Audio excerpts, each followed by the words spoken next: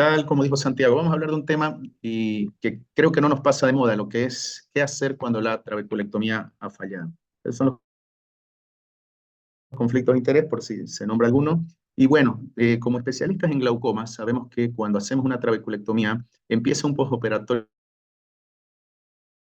que básicamente la ampolla, la cirugía filtrante puede fallar incluso muchos años después, puede infectarse muchos años después, puede obligar a que un paciente operado de trabeculectomía tenga que tener controles de por vida. Ahora, ¿qué sucede? Pese a los controles, pese a la técnica, pese a la depurada que puede hacer nuestro trabajo, eventualmente la cirugía va a fallar o puede fallar. Y esto va a llevar de la presión intraocular, con lo que significa aumento del daño en campo visual, progresión del daño en el nervio óptico y eventualmente progresión. Entonces, aquí surge la idea, la duda sobre las nuevas tomas de decisiones que tenemos que tener para definir cuál va a ser el siguiente paso. Las fallas pueden ser tempranas, puede ser en los primeros días o semanas, y muchas veces en estos fallos agudos vamos en condiciones detectables. En este caso, es demasiado importante practicar la gonioscopía, que nos va a permitir identificar si es que lo que es el iris encarcerado, es la presencia de sangre que se puede haber coagulado y obstruir el ostium, la presencia de vitrio en pacientes afáquicos o con cirugías complicadas. Y entonces, al observar e identificar cuál es la causa, obviamente el manejo va a ser retirar, liberar, y eso nos va a permitir en trabeculectomías relativamente nuevas restaurar el flujo. Cuando la falla es muy temprana y no encontramos una obstrucción, tenemos que evaluar cómo está cerrado el flap.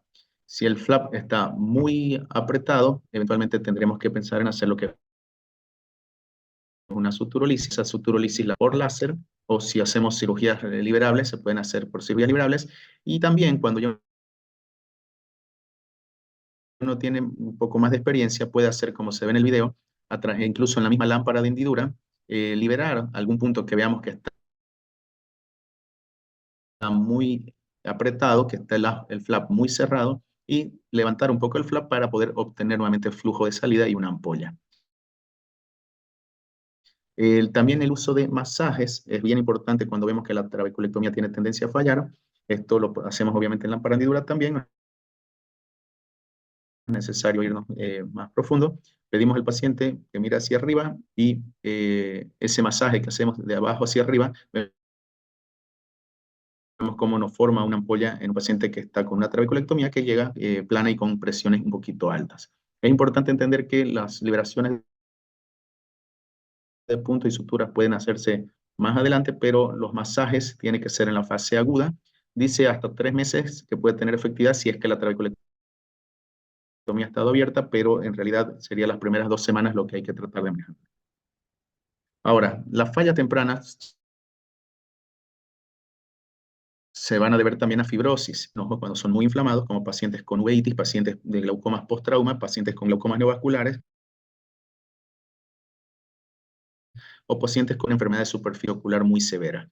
Y en estos casos podemos reabrir esta cirugía, pero siempre ayudándonos con lo que es mitomicina o 5-FU para tratar de controlar esa intensa reacción inflamatoria que estamos teniendo a nivel conjuntival. En estos casos, siempre muy middling a pensar en reiniciar nuevamente un tratamiento. Cuando la falla es tardía, tenemos que saber que es una falla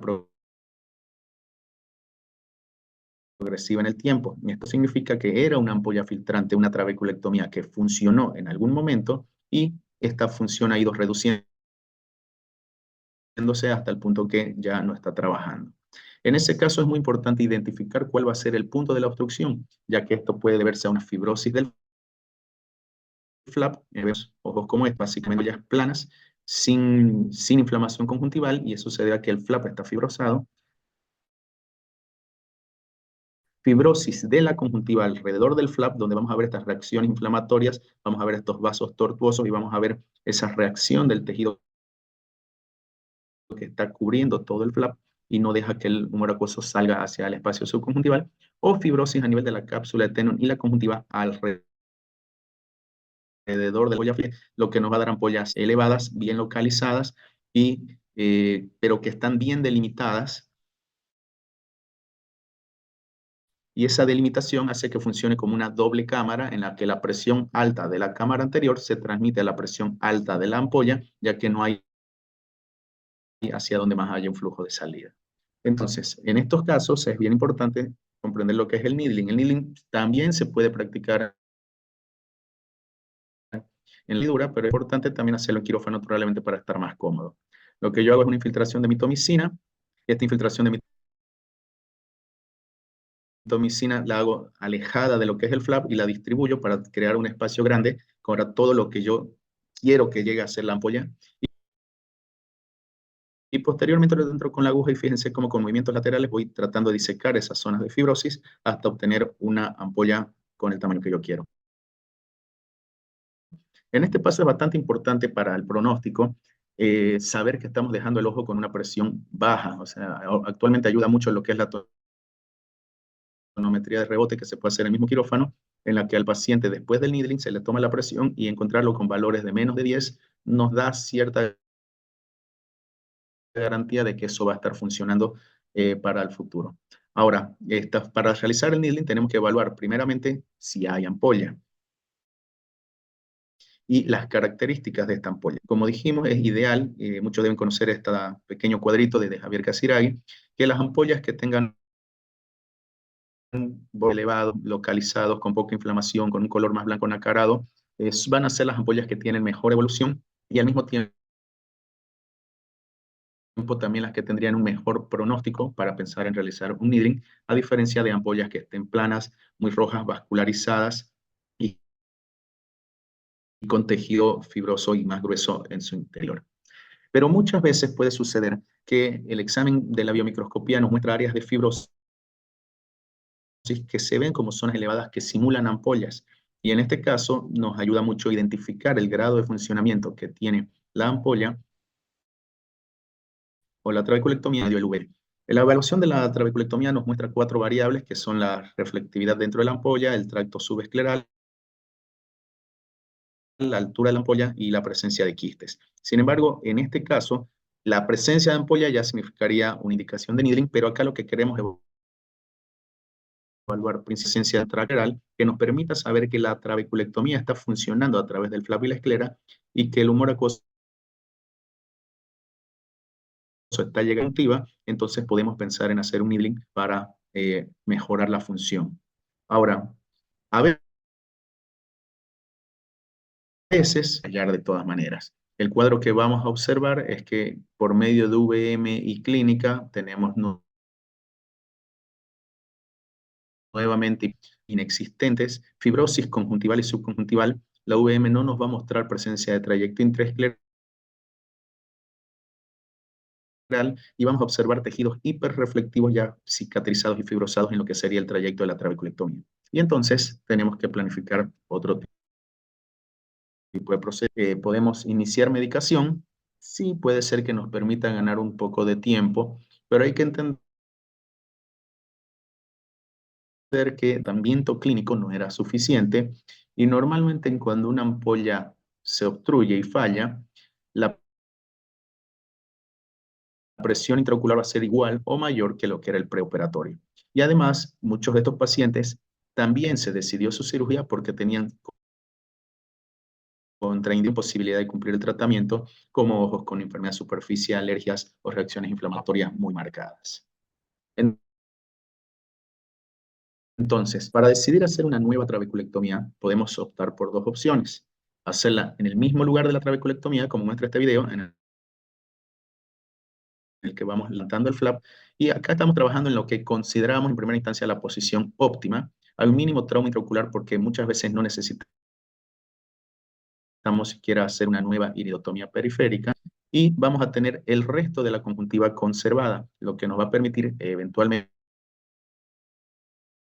amplia o dispositivo de drenaje, tener otro cuadrante todavía de conjuntiva sana para poder trabajar.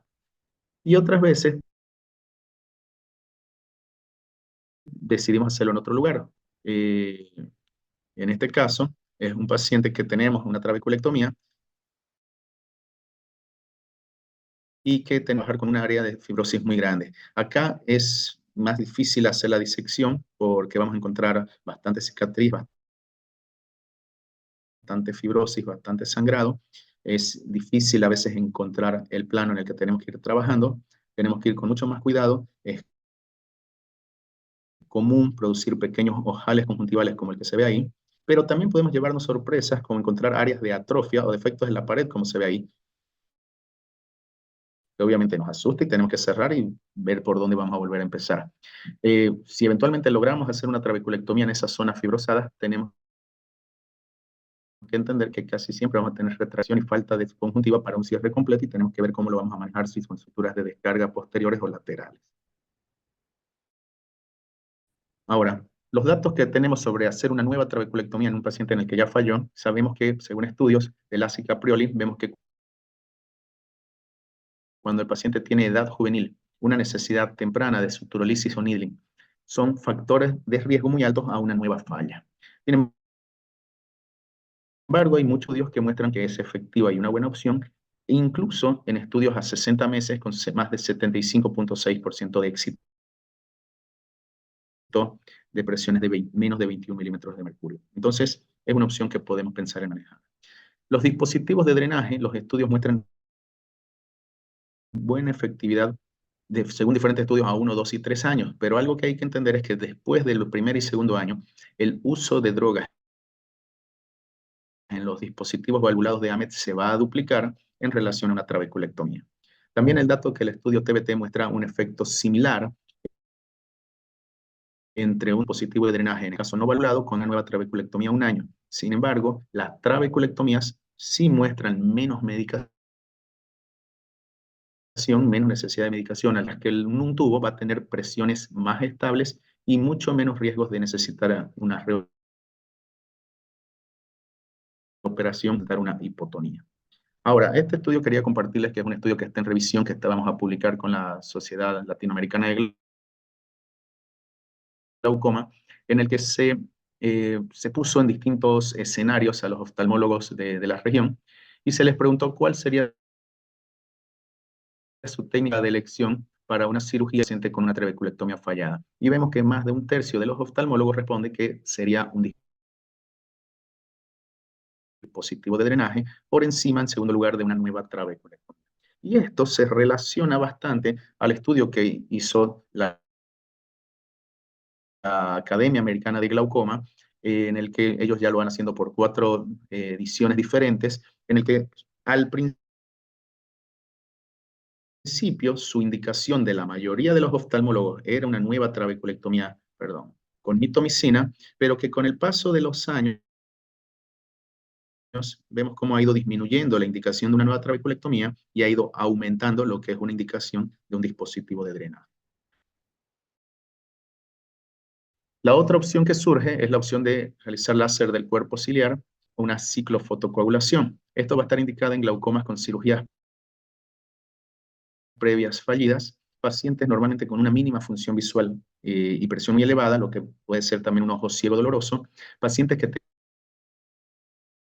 tengan una cicatriz. Podemos hacerlo como un tratamiento conservador en pacientes de alto riesgo o como una emergencia. Sin embargo,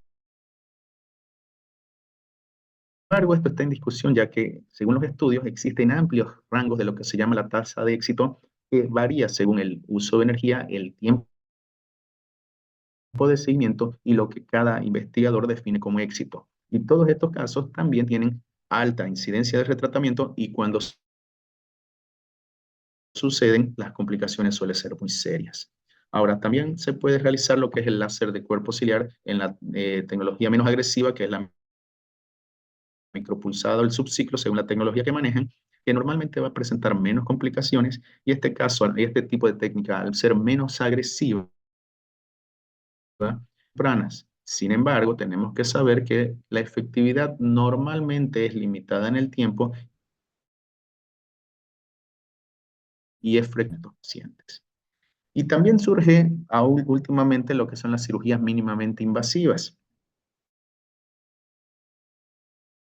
lo que es el SEN. Hay estudios que muestran que es efectivo más del 45% a un año, con bajas complicaciones y poca necesidad de operación. Estudios con el Einstein muestran que es efectivo 1 año, pero necesitando medicación, y tienen solamente un 27% de falla. Pero un correcto examen clínico preoperatorio para su correcta indicación. Con el Kahoot Dual Blade presenta un éxito 1 año por ciento sin presentar complicaciones severas, y con el Travectón vemos resultados similares entre 81 y 80, solo o combinado con la FACO, pero también en pacientes que mantienen medicación. Entonces, ¿qué pasa con las MICS? Que son cirugías que pueden ser efectivas para reducir la presión intraocular, pero en pacientes que puedan seguir usando medicación, ya que su grado de poder para descender la presión intraocular no es similar a una cirugía de válvula o una cirugía de trabeculectomía. Las fallas pueden ir aumentando el tiempo que el paciente o el glaucoma se va tornando más agresivo y va necesitando más medicación, y es demasiado importante la selección del paciente, al igual que si fuera para una MIC no primaria. Tiene que ser ángulos abiertos, o si es un cierre angular que vaya a ser combinado con FACO o con goniosinequiolisis. Acá les muestro un caso. Son pacientes que tienen que estar normalmente, que puedan mantener medicación después, que no tengan otra contraindicación porque el grado hipotensor no es tan alto. Pacientes que manejen presiones target medias, no presiones de menos de 10 o menos de 12, porque sabemos que las MICs normalmente no llegan a tanto. Y es muy importante conocer el tiempo e intensidad de la presión intraocular que ha tenido el paciente y el tiempo del cierre angular. Ya vemos que vemos un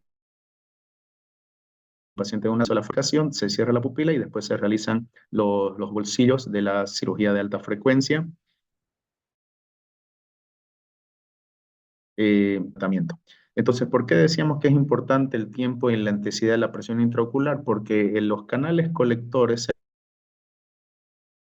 ha visto en varios estudios que ante mayor tiempo de exposición a presiones intraoculares muy elevadas, empiezan a presentar también deterioro, no solamente en la malla trabecular, sino en la parte interna de los canales colectores intraescleral, por lo que, aunque la malla trabecular parezca abierta, si es un paciente que ha estado sometido a presiones intraoculares muy elevadas o cierres angulares muy prolongados, probablemente ya el sistema colector no esté trabajando bien y la indicación no sea la correcta.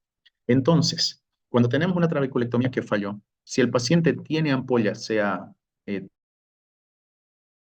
temprana o tardía, la indicación sería CENIDI. Ahora, cuando el paciente no presenta ampolla, pero por medio de la VM observamos que hay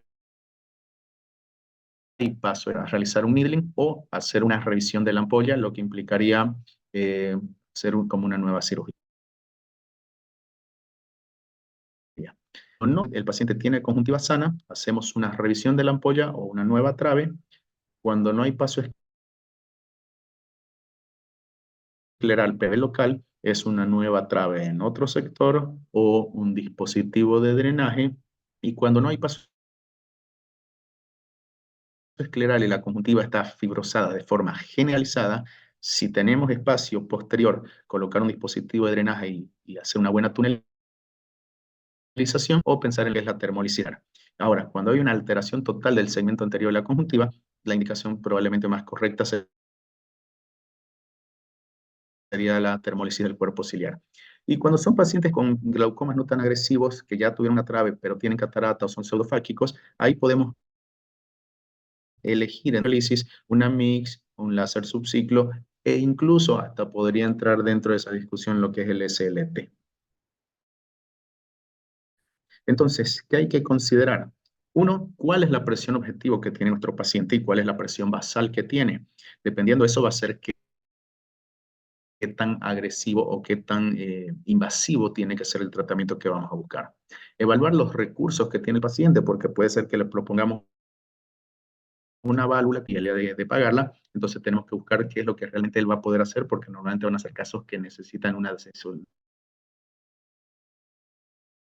decisión urgente. Evaluar el cumplimiento que tiene el paciente y la capacidad de cumplimiento que tiene el paciente, si es que vamos a elegir técnicas en las que el paciente va a tener que seguir dependiendo de medicación. Y como siempre en glaucoma, evaluar la experiencia del cirujano. Hacer lo que nosotros consideramos que es lo que mejor está en nuestras manos, según el caso del paciente, según la experiencia propia. Entonces, compartirles una foto de mi ciudad, la catedral, el Cristo y una visión desde el costado. Cuando hace calor, ahora no están los días así, están mucho más nublados, y esa es una vista aérea de la ciudad y mis datos de contacto. Muchísimas gracias por la invitación y espero que podamos seguir conversando por acá. Excelente presentación, Manuel. Realmente completo el abordaje y ese algoritmo ya le tomamos foto para tenerlo siempre a la mano.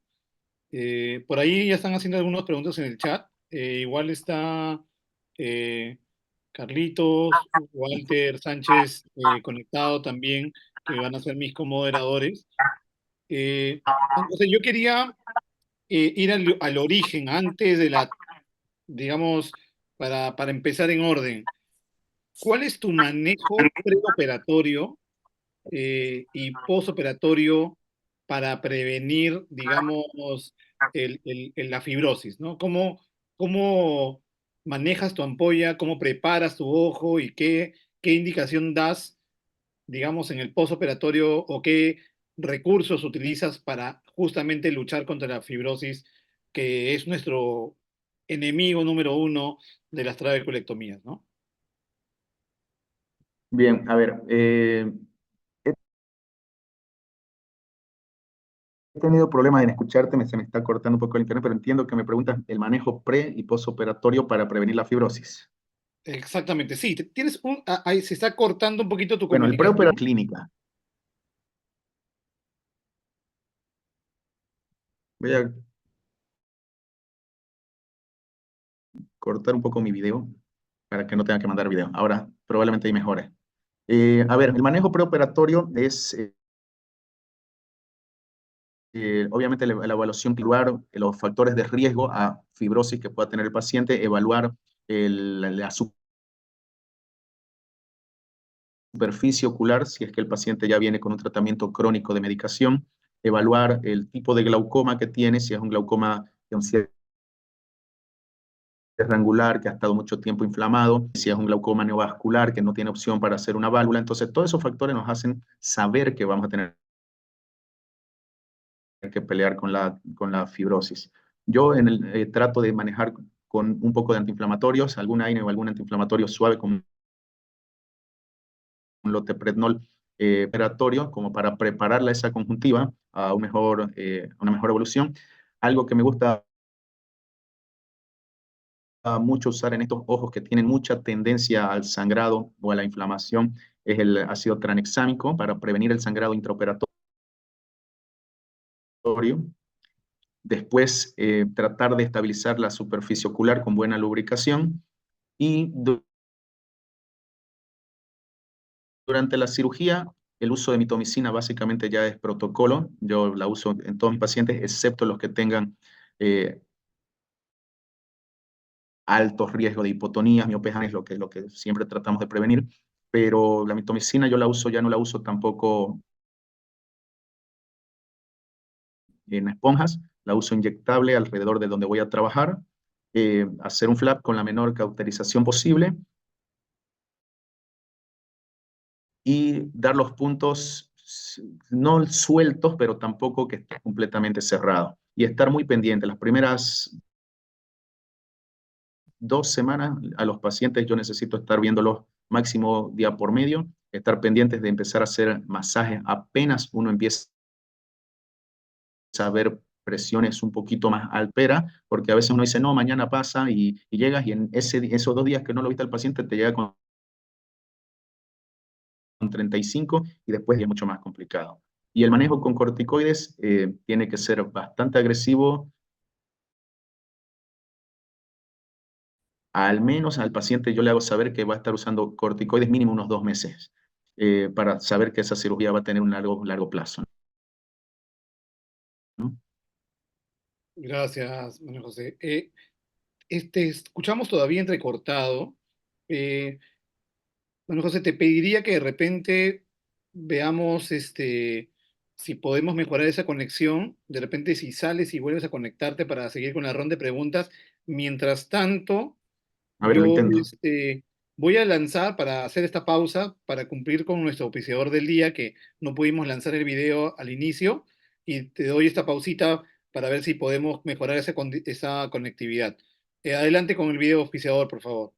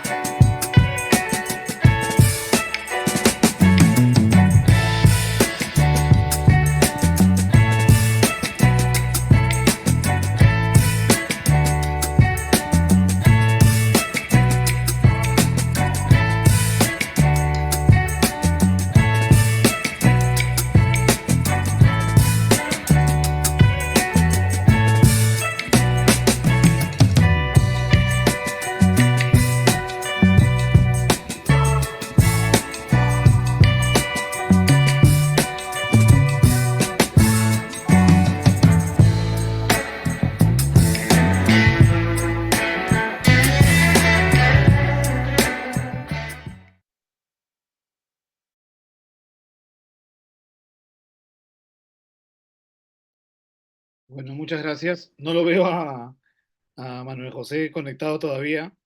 No sé si... Eh, Ah, ya lo vi, ya lo vi. Está sin video, ya. Ahora Hola, sí. sí estoy. Ahora sí, te podemos escuchar de manera continua mucho A mejor. ver. Eh, no, buenísimo lo que decías, ¿no? Esa preparación que tenemos que tener de evaluar cuáles son los riesgos de un paciente que puede tener mayor riesgo de fibrosis, estar atentísimos todo el tiempo al manejo postoperatorio. No es cirugías que se pueden evaluar con tanta, digamos, alejarse mucho. A veces yo le digo al paciente que vamos a estar ahí continuamente digamos, consulta, haciendo el masaje, para tratar de evitar que haya, digamos, contacto y que siempre haya un fluido. Y efectivamente, como lo presentó Manuel, el uso de corticoides es muy importante. Eh, Walter, Carlitos, no sé si hay preguntas del chat, por favor, si me pueden ayudar con eso. Sí, sí, ahí tenemos algunas preguntas. Vamos a empezar con la primera, dice, del doctor Edgar Pimentel. Él nos dice que desde qué tiempo posoperatorio sería adecuado realizar un needling. Buena pregunta. ¿Cuándo ya empezamos a pensar en un IDLA? ¿Desde Empezamos. cuándo? Buena pregunta. ¿Cuándo? ¿Cómo? Perdón, no escuché bien. No sé qué ¿Cuándo pasa. Ujú. ¿Cuándo es ya momento de pensar en un needling? O sea, ¿desde qué posoperatorio, desde qué día posoperatorio, desde cuándo puedes empezar a pensar en un needling ya? Y depende de la reacción inflamatoria del ojo. O sea, normalmente el paciente, si el ojo responde al masaje o a liberar suturas y se rearma ampolla, todavía puedes evaluarlo. Pero si el paciente llega con una ampolla plana y es una cirugía de 2 semanas y le haces masaje y no levanta, muchas veces dicen que si usaste mitomicina tienes que esperar, eh, pero yo a las 2 semanas, 10 días, si veo que la ampolla está plana y el ojo es un ojo de riesgo, yo entro a quirófano y le hago un needling. Yo creo que el ojo te va avisando. Está perfecto. Generalmente yo espero con fe hasta, hasta por lo menos tener un mes de operado para entrar a un needling, pero como dices, generalmente el ojo te va a avisar, ¿no? Ya agotaste los recursos de las primeras semanas, todo tiene un paso a paso, pero generalmente ya hay casos donde uno ya sabe que esa ampolla no va a funcionar, ¿no? No sé qué Es- opinas tú, Carlitos. sí, justo, exacto. Más o menos también es el tiempo que también hago el needling a partir de las 4 semanas, el mes, más o menos. Claro, como bien dice Justiniano, ¿no? Hay que evaluar bien la causa, estudiar bien la causa, porque son varias causas por las cuales tal vez nuestra presión intraocular podríamos encontrarla elevada, evaluar bien las suturas, si están muy ajustadas, la conjuntiva, cómo está, ¿no? También una de las alternativas que también manejamos en estos casos cuando estamos viendo o hemos visto una predicción de que la ampolla puede fibrosarse o está muy vascularizada, también es el uso del 5-fluoracilo. Es una de las alternativas también que vemos cuando la conjuntiva tiende a esa fibrosis. No sé si, Justiniano, tienes alguna experiencia o uso, porque sí, veo que usas la mitomicina, y no sé si tengas alguna experiencia con el 5-fluoracilo.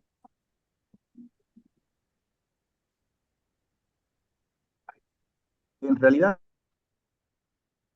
no, en realidad acá en Bolivia no se consigue 5-fluoracilo. He visto que se utiliza bastante en otros países. Acá cuando yo era residente, me acuerdo que un colega trajo unas cuantas ampollas, eh, las utilicé, habré hecho unas 2 veces en un paciente, y no vi que sea un resultado mejor que la mitomicina. Entonces, en realidad, básicamente yo siempre he utilizado mitomicina. Ajá, sí, claro. De hecho, por ejemplo, me acuerdo cuando estaba también por México, lo usaban bastante. Más o menos igual, al mes se intentaba un needling, y también se colocaba de forma simultánea también 5-fluoracilo. De hecho, hay trabajos que también han demostrado a veces el uso de 5-fluoracilo, colocarlo semanalmente. A veces, por ejemplo, he manejado casos y hay una buena experiencia también con el uso del 5-fluoracilo en la tercera semana, ¿no? Cuando usamos 1, 2 o 3 veces y ahí empezamos a ver el efecto un poquito también de que ya el tejido empieza ya a estar más, no tan fibrosado, no, empieza a tener ya mejores características. Pero bueno, sí, es una de las alternativas también. Por ahí Y ahí, tenemos, creo, unas sí, preguntas había también. otra pregunta, ¿no? Que estaba más o menos relacionada a eso, era el tema de la diferencia, ¿no? De realizar un needling con mitomicina C o 5-fluoracilo. No sé si de repente Justiniano lo realiza una semana antes, le colocas 5-FU, o perdón, si no tienes eso, de repente la mitomicina, o lo haces en el mismo momento que le vas a hacer el needling. Esa es la pregunta también del doctor Edgar Pimentel, que después vienen las otras preguntas.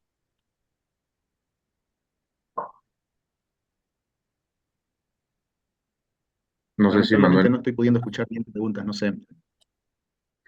Ah, ahí Manuel en el ¿Cómo chat. yo preparo el needling? No sé si es la pregunta. Como les digo, 5F1, eh, 5F1 utilizo. Y el needling, cuando decido aplicarlo, probablemente es porque ya vi la ampolla cerrada, y si puedo ese día o al siguiente, yo lo llevo al paciente. ok, Cuando pero cuando son cuadros nuevos, trabeculectomías perdón. ¿Y no, no, sí, pones la quería ver mitomicina si en el mismo dejabas algo. momento?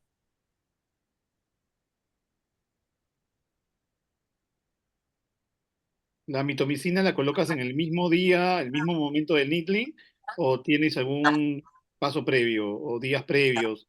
¿Cómo lo realizas?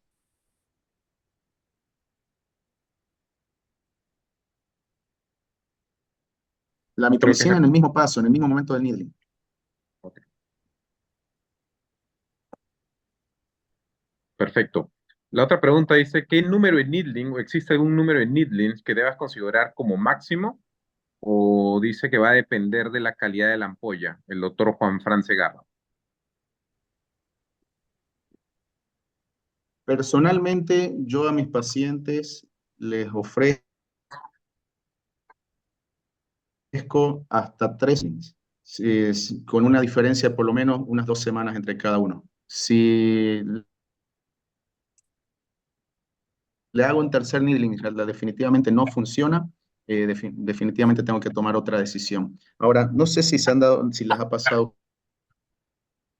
a ustedes, eh, muchas veces me he conectado por mi celular a ver si hay mejora la conexión.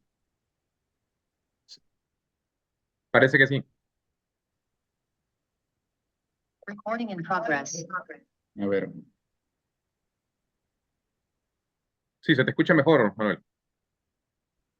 ¿Te escucha mejor? Acá se me escucha mejor, ¿no es cierto? Sí.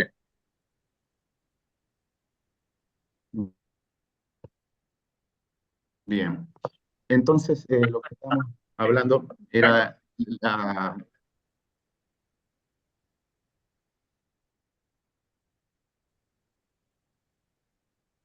la cantidad de needles, ¿no es cierto? Entonces, Correcto. eso no sé si lograron escucharme. Se escucha entrecortado un poco, Manuel. Incluso en esta otra conexión.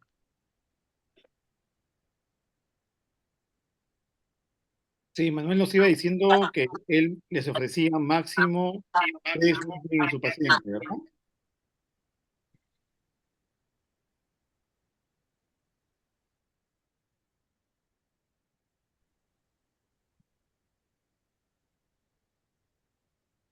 Yo creo que mientras que se va conectando, Manuel, que vaya probando, yo creo que ahí está. Yo lo veo en Nos pantalla. sigue indicando Hola, hola, máximo ¿me ven a mí? ¿A mí?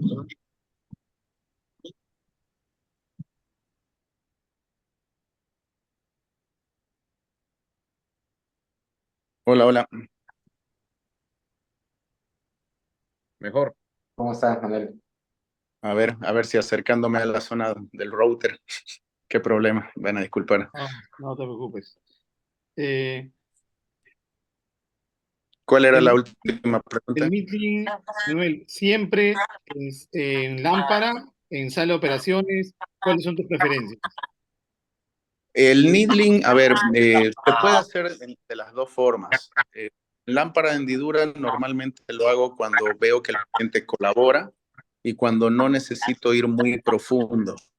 Por ejemplo, el needling me parece que es una buena opción en la lámpara de hendidura cuando la cirugía no es vieja, cuando vemos que hay cierta tensión a nivel de las suturas que podemos liberarlas, o cuando vemos que hay una ampolla grande que está localizada, entonces es fácil identificar cuál es el borde en el que queremos romper el quiste. Ahora, cuando tenemos que trabajar ya con fibrosis más marcadas, con riesgo de que tocar un vaso y que haya un sangrado que nos complique mucho más el funcionamiento de esa trabeculectomía, en ese caso yo prefiero ir a quirófano. O si es un paciente que directamente no colabora, que va a ser difícil que ayude, que se va a mover y podemos terminar complicando o rompiendo la conjuntiva, igual prefiero hacerla en quirófano. Entonces, hay que hablarlo con el paciente porque obviamente quirófano implica uso de materiales y esas cosas, mientras que hacerlo en el consultorio es gastar una aguja y unas cuantas gotas de povidona y anestesia. Y la solución es en ese momento y no esperar a programarlo. Entonces, muchas veces los pacientes que por ahí no te colaboran mucho en la toma de presión, si tú les explicas que esto le va a solucionar el problema inmediatamente y gratis, colaboran más. Eso lo he visto mucho. Algo que quería que justo cuando se cortó les estaba comentando, no sé si habrán visto que muchas veces sucede en estos ojos bien inflamados que haces un needling porque tienes una ampolla quística y se hace un quiste más grande, pero igual vuelve a subir la presión, o sea, te hace como el efecto de la segunda cámara, pero más grande y más atrás. Entonces llega un punto en que tienes que ir haciendo 2 o 3 needlings para romper definitivamente como para que la ampolla vaya mucho más atrás y ya no logre enquistarse. Pero sí sucede eso, que por eso es lo que yo trato de hacer es al colocar la mitomicina, distribuirla en toda la zona que quiero que trabaje, porque si uno solo la inyecta y uno rompe el quiste, es como que se va a agrandar el quiste a la zona donde pusiste mitomicina, pero va a volver a encapsularse. Entonces, ese segundo encapsulamiento te va a dar una ampolla más grande, más alta, pero igual hipertensa, y entonces tienes que volver a repetir un tercer needling o un segundo needling. Perfecto, perfecto. Carlito, no sé si tienes Sí, alguna pregunta, sí, algún comentario. sí, una pregunta para Manuel. Muy interesante el comentario. Por ejemplo, Manuel, vi que en tu presentación en una de tus cirugías usas para hacer la suturolisis y levantar un poquito el flap, lo haces con aguja, como bien dices, con mucha experiencia y bien interesante. Eh, También lo he hecho, también con aguja, por eso es que vi cómo lo hacías muy bien. Eh, Entiendo que tú entras con la aguja, de repente tal vez un poquito por encima de la ampolla, unos 1 o 2 milímetros, ¿no? En la parte superior vas bajando, encuentras la sutura, la cortas con la aguja y de ahí ingresas nuevamente a través del flap, porque sí es cierto que muchas veces liberamos la sutura y vemos que el flap sigue pegado y vemos que no hay el pasaje que estamos buscando con la liberación de la sutura. Y es muy necesario entrar, como vi que lo hiciste en el video, entrar, vemos que levantamos un poquito el flap, vemos salida de líquido, imagino, ahí haces la salida ya con la aguja en ese momento, ¿no? Exactamente. Sí, sí lo vi porque también lo he hecho también en lámpara, sí, lo he hecho en lámpara. Más o menos el momento en que haces esta liberación, me imagino debe ser entre 15 días, 3 semanas. Más o menos, ¿cuál es tu experiencia? ¿En qué momento decides hacer esta liberación con la aguja? Ah, y la Eh, otra, antes disculpa que te corte, Manuel, por ejemplo, cuando tú encuentras un paciente en el cual de repente hemos ajustado mucho las suturas, de repente en la primera semana, ¿te esperas llegar a tus 15 días, 3 semanas tranquilamente? ¿No? Porque, bueno, se podría esperar también. O es que ya haces alguna maniobra para tratar de liberar la sutura previamente, o te esperas tus 15 días, o 3 semanas. ¿No? Bien, a ver, de la primera pregunta, para hacer la liberación de la sutura, mucho depende del uso de la mitomicina. Antes, cuando uno no usaba tanto mitomicina en todas las cirugías, uno podía estar haciéndolo a la semana. Ahora que hacemos la mitomicina, yo creo que el miedo de todos los glaucomatólogos es pasarnos al otro lado, porque nuestra zona de confort está en la hipertensión ocular, no en la hipotensión ocular. Ahora, a mí me parece que para liberar puntos, cuando es una ampolla que no está trabajando bien y es un flap que está cerrado, normalmente si he usado mitomicina, más o menos a los 15, 20 días, yo ya lo trato de liberarlo del punto. Ahora, mandatorio va a ser la presión intraocular que tiene el paciente. Porque si es un paciente que a los 10 días está con presiones muy altas y le tengo que agregar medicación y le tengo que agregar acetazolamida y es un ojo que no estaba funcionando, yo tengo que liberarlo, pero la liberación del punto en estos casos se hacen, como se diría, uno por uno. O sea, se suelta un punto, yo normalmente hago 2 puntos a la trabeculectomía y espero. Al otro día lo vuelvo a evaluar, le hago un poquito de masaje, lo voy regulando y si veo que la presión sigue estando alta, recién veo de liberar el otro punto. Pero la presión intraocular del paciente o el grado de daño es el que me manda a mí a ver qué tan agresivo o qué tan rápido tengo que hacer las cosas.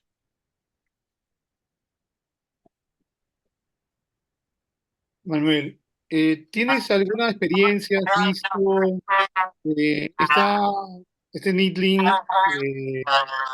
interno? Nosotros, el doctor Grover tiene una espátula para entrar a interna. ¿Has tenido alguna experiencia haciendo este tipo de procedimientos?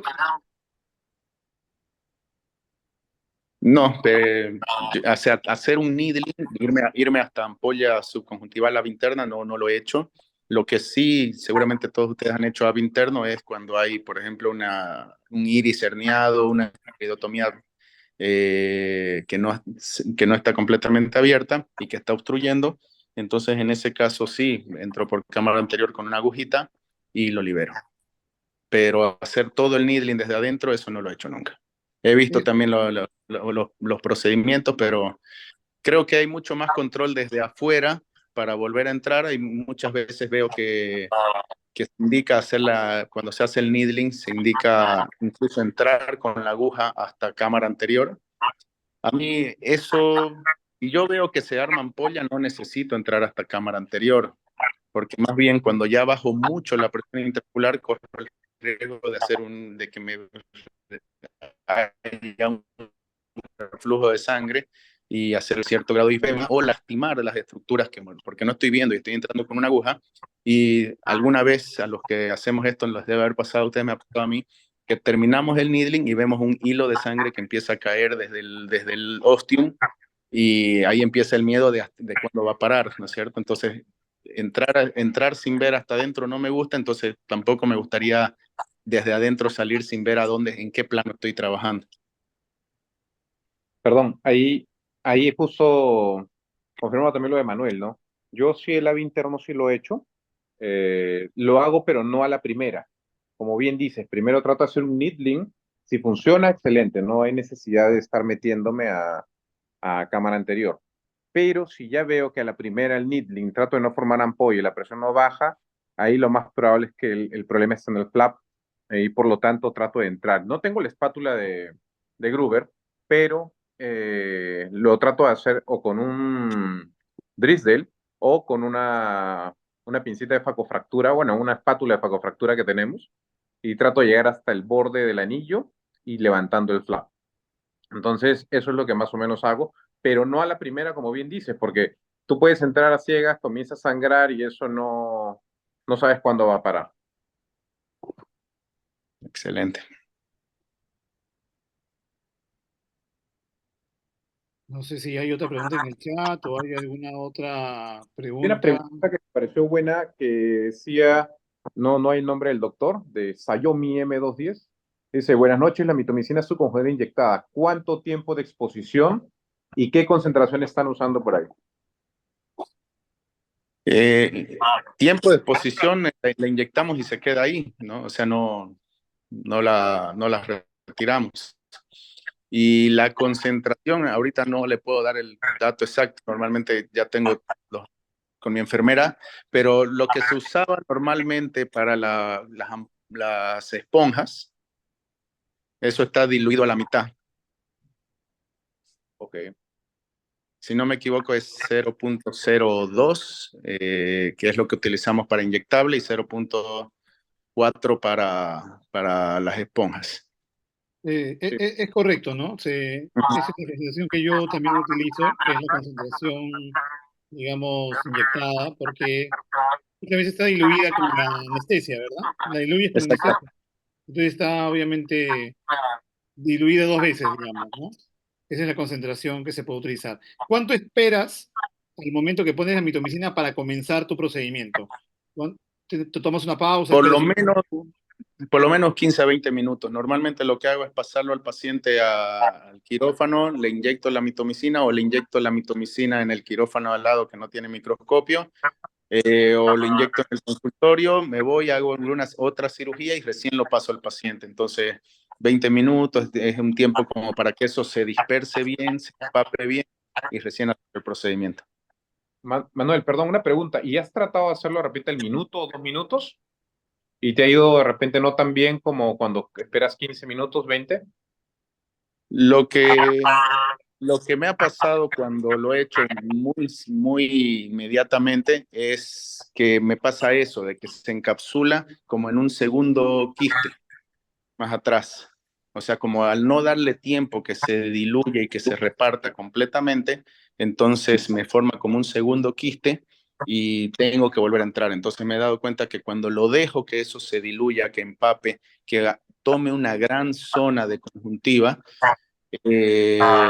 Midrin a largo plazo me dan ampollas más amplias, más posteriores y más difusas. Manuel, una consulta, experiencia, por ejemplo, en este tema para evitar la fibrosis posoperatoria de la trabeculectomía. A veces tenemos que decir en el momento de la cirugía, el acto quirúrgico, el hecho de resecar con Tenon posterior, bueno, en el momento del acto operatorio. ¿Acostumbras a hacer tenectomía en tus cirugías para prevenir un tanto la fibrosis o no la haces?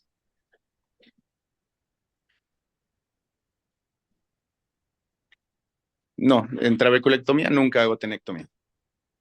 La trabeculectomía yo siempre la trato más bien de cerrar con la Tenon bien en el borde del limbo, y trato de que siempre esté la conjuntiva con Tenon. Entonces yo en realidad puedo sacar fibrosis si estoy haciendo una revisión y estoy retirando cicatrices, pero si estoy haciendo una trabeculectomía en primera instancia no retiro Tenon. Es que también hay mayor riesgo de una ampolla mucho más delgada, ¿no? Filtración de la ampolla, Completamente. infecciones. O sea, yo creo que tal vez de la práctica de la tenectomía era cuando no teníamos la mitomicina, los antimetabolitos. Pero actualmente que estamos usando mitomicina básicamente en todas las trabeculectomías, o en casi todas las trabeculectomías, una ampolla Tenon nos va a dar esas ampollas avasculares muy blancas, que en cualquier momento, que es un riesgo a largo plazo, como dije al principio, que tenemos que estar supervisando siempre una trabeculectomía, es un riesgo a largo plazo de cebitis y endospermitis o hipotonías. Entonces, yo siempre manejo, la dejo la Tenon.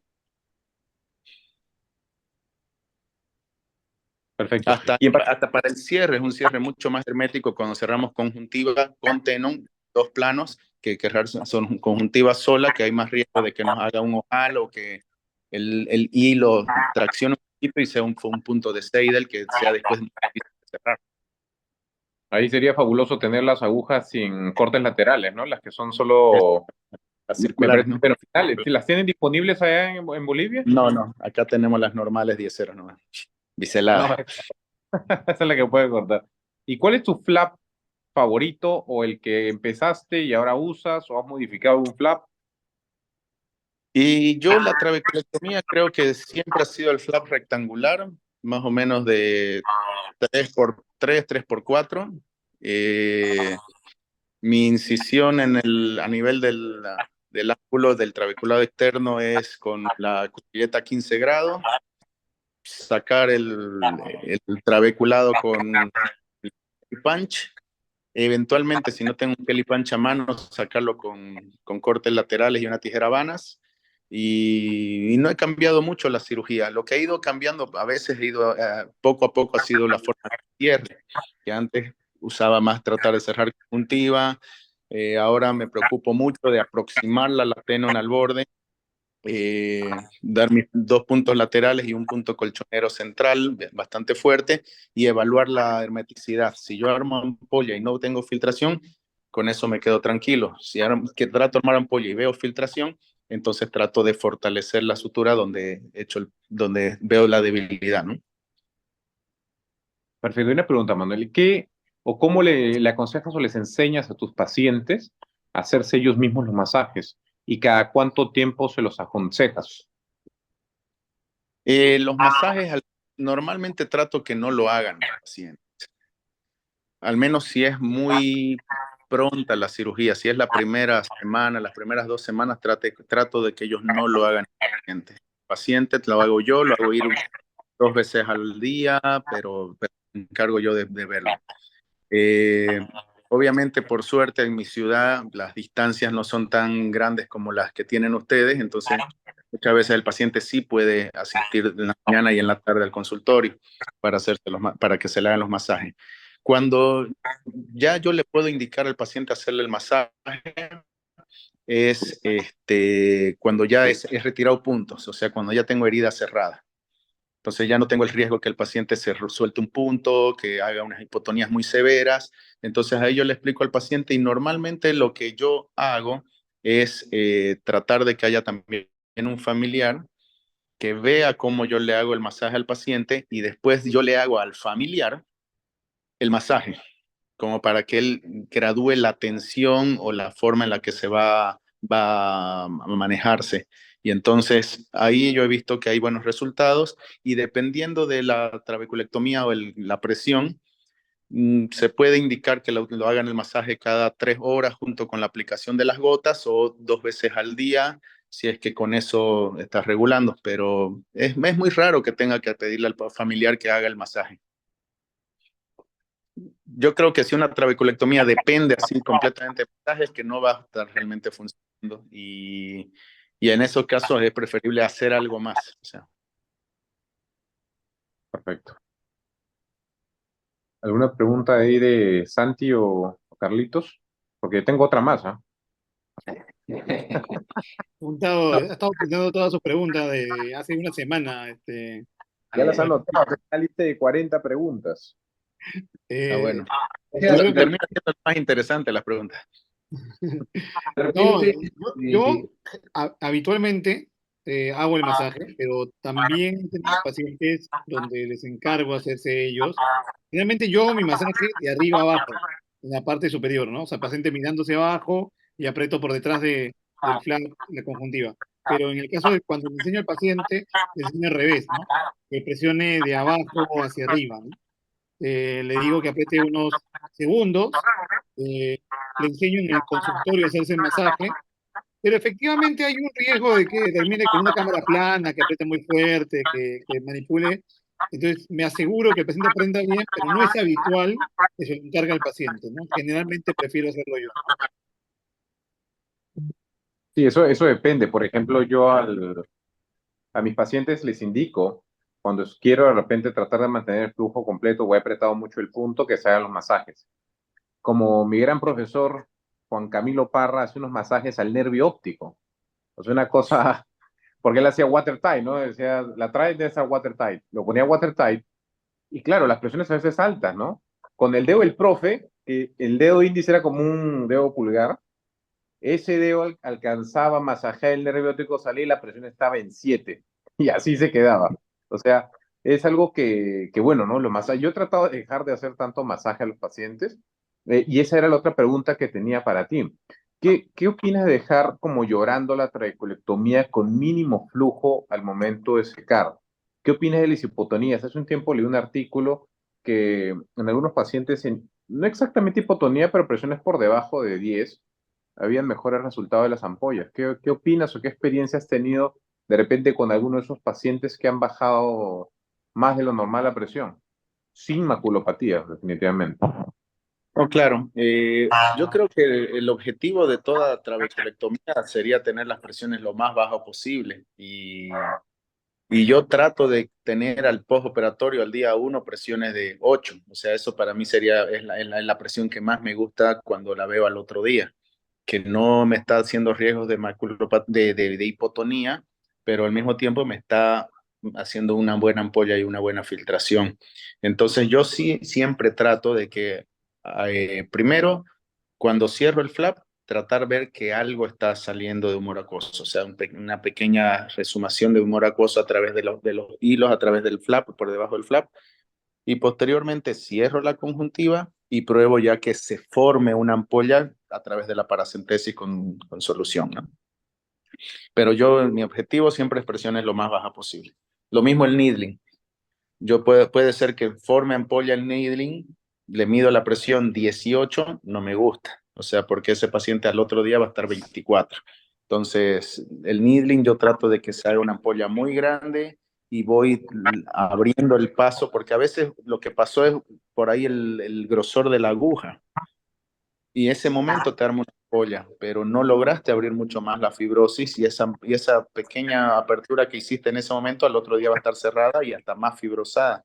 Entonces, a mí me gustan los needling, dejarlos en 7, 8, eh, ojitos blanditos, y eso es lo que al otro día a mí me garantiza que voy a tener presiones de 10, 11, y ahí volvemos a empezar la pelea, volvemos a empezar a ver cuánto se va a volver a subir.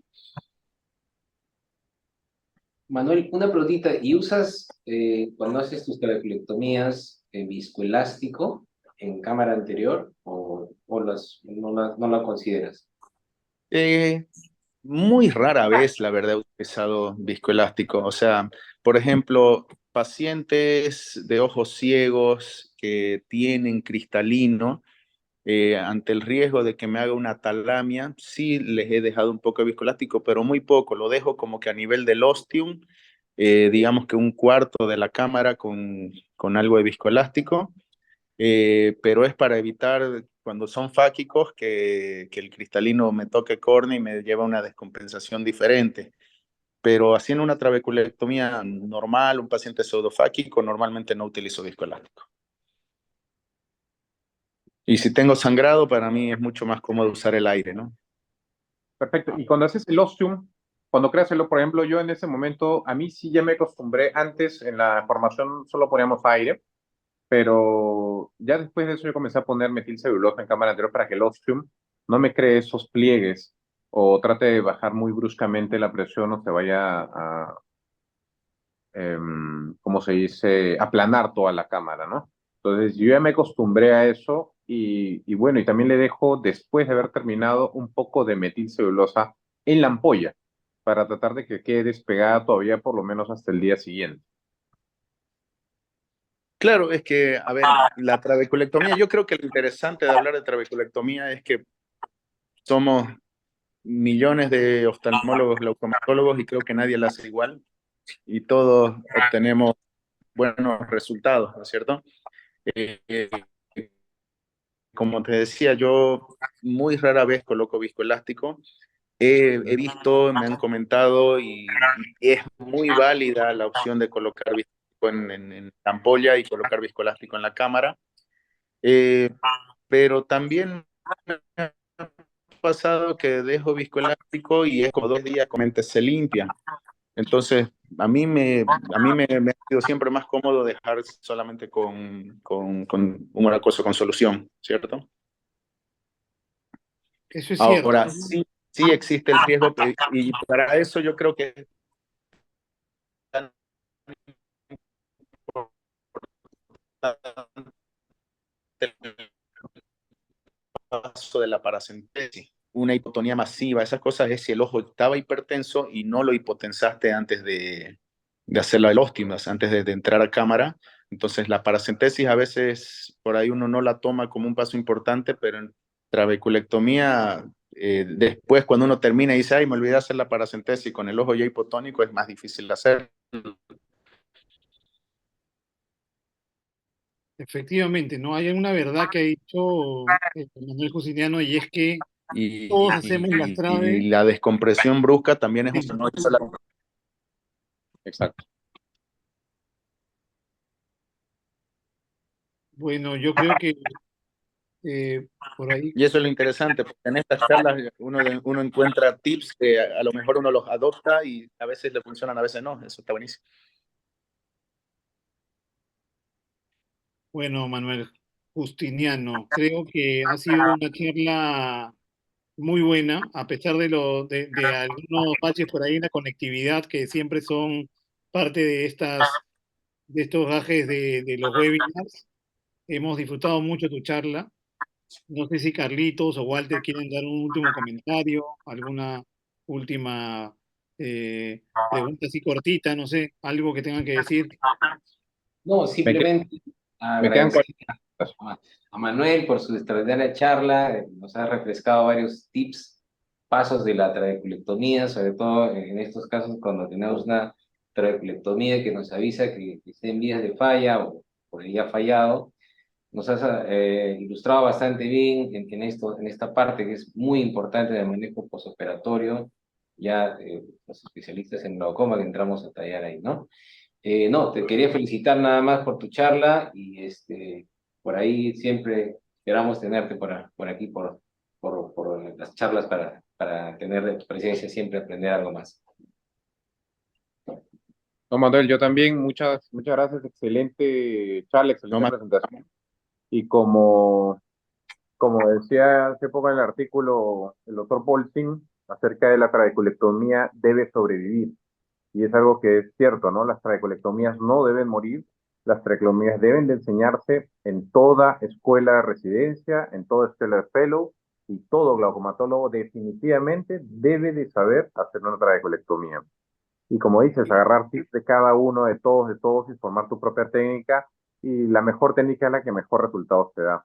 Así que muchas gracias, tu charla espectacular, y como dice Carlitos, esperamos verte pronto por acá en Perú. Manuel Justiniano, No, justo también está mandándote tus saludos, un fuerte abrazo, Gustavo Avilés, presidente de la Sociedad Peruana de Oftalmología. Gustavo está por ahí conectado, lo- eh, aló, aló, te escuchamos, Manuel. Nada, solamente para darte las gracias, decirte que esta es tu casa nuevamente, esperamos verte pronto, ojalá que muy pronto de manera presencial, y decirte que sabemos que ahora más tarde ahí, que has dejado de ver ahí, que has dejado la Copa Libertadores un rato también de lado, así que te agradecemos muchísimo por haberte conectado el día de hoy y esperamos que que podamos seguir compartiendo juntos como siempre ha sido. Un abrazo grande. No, más bien, como les decía, yo soy el agradecido. La verdad que la cordialidad y las charlas con ustedes, yo me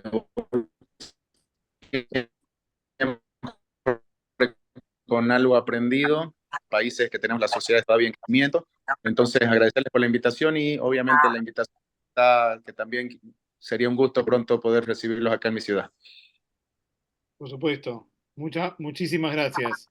Nada, y gracias a todos por estar en esta charla esta noche. Acuérdense que todos los terceros miércoles del mes tenemos una reunión del capítulo peruano de glaucoma y son todos bienvenidos. Muchas gracias, Manuel. Un abrazo grande. Gracias, Manuel, gracias. Muchas Buenas gracias. noches, gracias a todos. Buenas noches. Importante. Ok.